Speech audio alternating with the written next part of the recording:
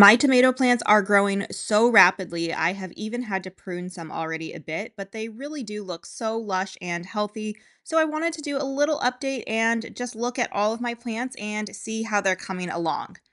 First, we have my sun sugar plant, and I did buy this one. I grew this 2 years ago, and then I forgot to save seeds.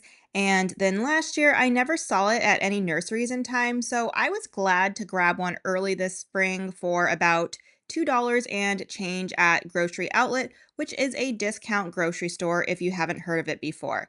It does have some little tomatoes forming on it already, and it was further along than any tomato plants I started from seed, so that's to be expected. Then we have my Sun Gold tomato plant, and I am so proud of this one. I had been buying these also at Grocery Outlet the last few years because I had heard they don't grow super true from seed. And again, at Grocery Outlet, they are so reasonably priced. But in the fall, I decided I'd just go ahead and try saving seeds and growing it from seed this season. But I also forgot to save seeds before I had the last tomato. But the plant actually survived our mild winter. But by March, the plant was looking scraggly, but I was still able to take a really healthy cutting even though it was small.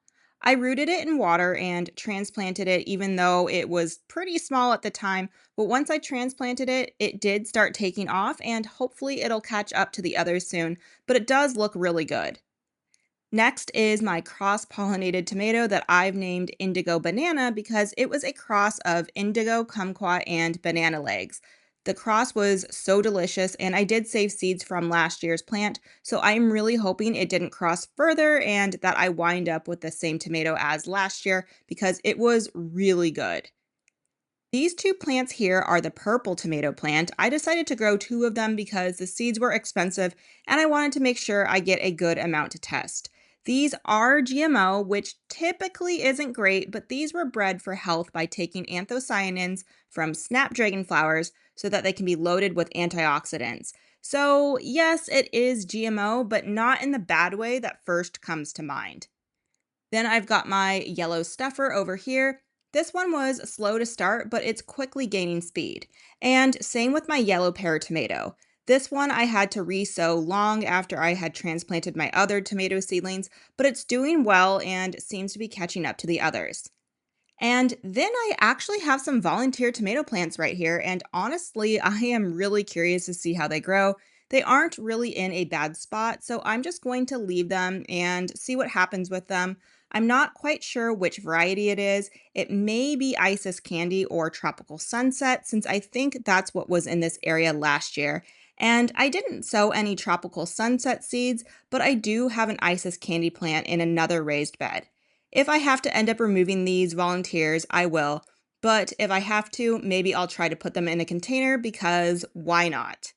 Paul Robeson was one that took a little longer to germinate than the others, and it did look a lot smaller than the others, and it still is, but it is definitely growing, and there are some flowers that are about to bloom on it. And my dad also had the same experience with this one, and we shared the same pack of seeds, so I don't think they were bad seeds, but maybe just how this variety is or how this variety grows.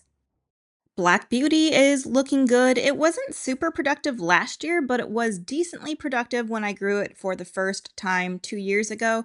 So hopefully it will be better for me this year because it's got such a nice, unique flavor.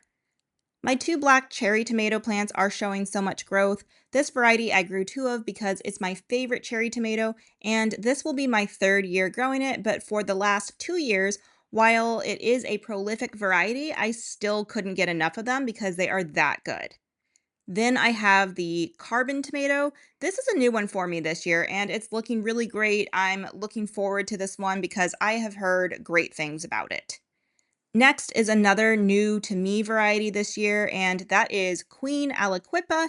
It's supposed to be a green cherry tomato. I had to take some twine to help it grow straighter because it was starting to have a heavy lean and it was starting to crash into its neighbor, which is the Sartre Rollois tomato.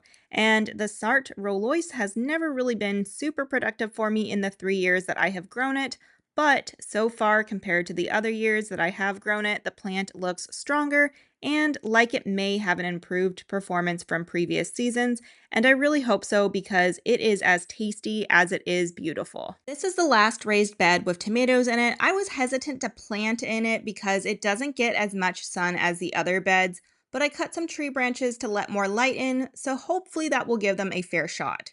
This is Thorburns terracotta. I've been growing this one for a few years now. I really like it and it's really unique and I'm really happy to see a nice cluster of flowers here. And then I've got the golden nugget tomato. This one is looking really nice and strong. And then over here is the Isis candy tomato, also looking really strong with some flowers on it, and it's growing really rapidly. And then this is the Ukrainian purple tomato. I tried to grow this one last year, but the seedling came out really wispy and it didn't survive, so it never made it into the garden. But hopefully, I'll get to try some this year. And then it was the same situation with Brad's atomic grape. I have actually tried to grow this one for the past 2 years, but the seedlings always came out wispy and never made it into the garden. But it looks like this will be the year for both Brad's atomic grape and the Ukrainian purple.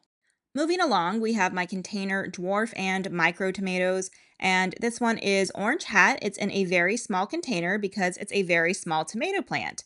And here is my hand for scale. So yeah, it is small. Then we have Sweet Splash Electra. This is one with variegated leaves, and you can see some variegation forming. And this one is in a 3 to 4 gallon container.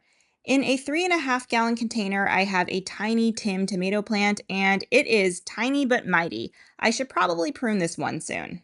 Next is Patio Choice Yellow in a 3 to 4 gallon container. And for a container variety, it really is putting on some serious growth. And that's exactly what is going on with the Cherry Falls tomato, too.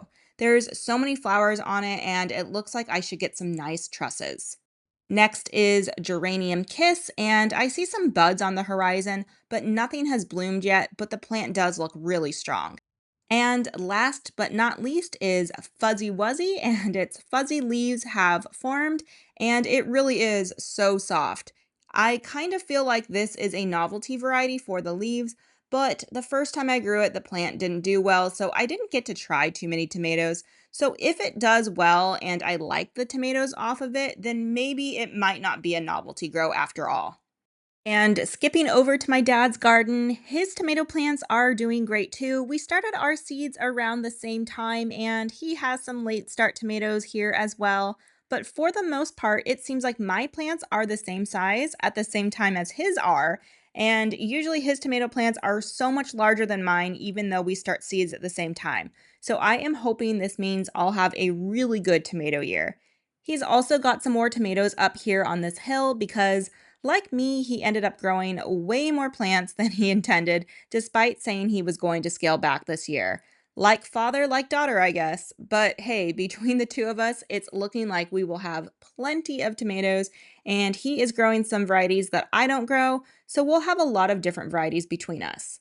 I'm hoping to harvest some tomatoes by the end of June, maybe even a little sooner. I'll bet the sun sugar will be the first ones that I harvest, but then it's hard to say which plant will be next. But I can't wait to see more tomatoes forming to have a better idea on when I can get some more tomatoes to actually eat. And of course, I'll be making reviews on any varieties I haven't reviewed yet, so stay tuned.